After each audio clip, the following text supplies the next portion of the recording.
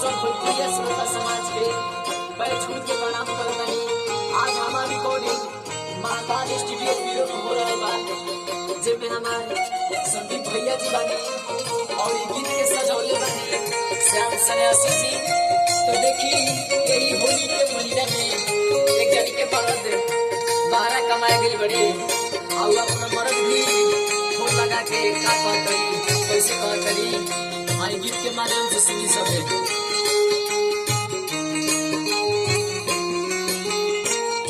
असवे बितई बाका पहरे में होली, असवे बितई बाका पहरे में होली। आ जाए बलमुआ तर से रंग बिना चोली, आ जाए बलमुआ तर से रंग बिना चोली। असवे बितई बाका पहरे में होली, असवे बितई बाका पहरे में होली। आ जाए बलमुआ तर से रंग बिना चोली, आ जाए बलमुआ तर से रंग बिना चोली।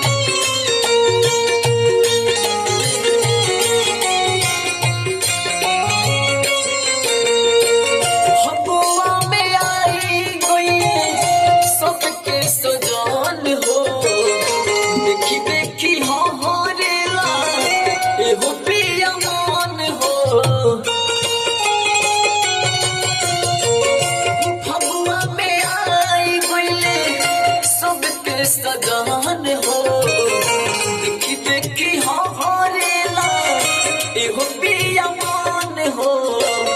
जिया तू कहताटे कोइलर के बोली, जिया तू कहताटे कोइलर के बोली।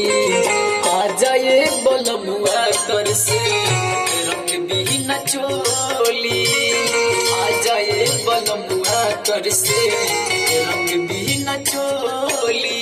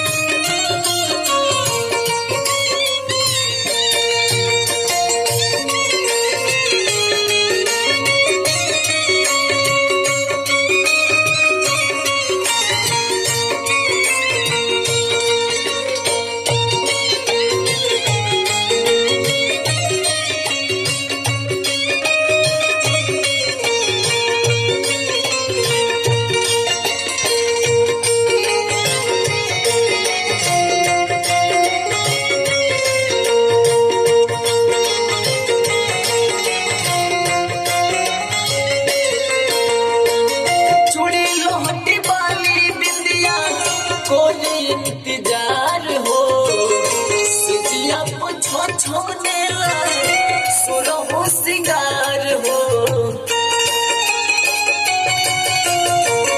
चूड़ी लोटी बाली बिंदिया कौन इंतजार हो सजिया पछो छोने सुरो हो सिंगार हो। मरता जुदाई जैसे पर जवान गोली, मरता जुदाई जैसे पर जवान गोली।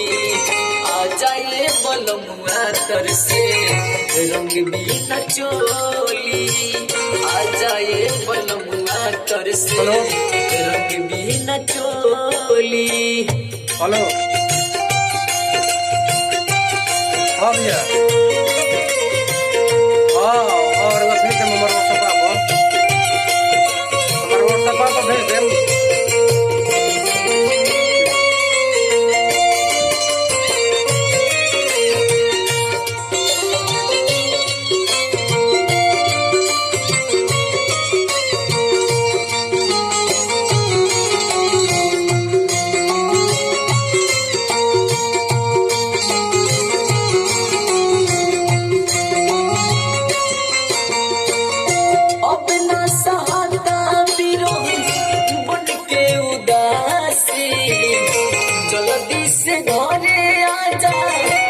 या सोने आसी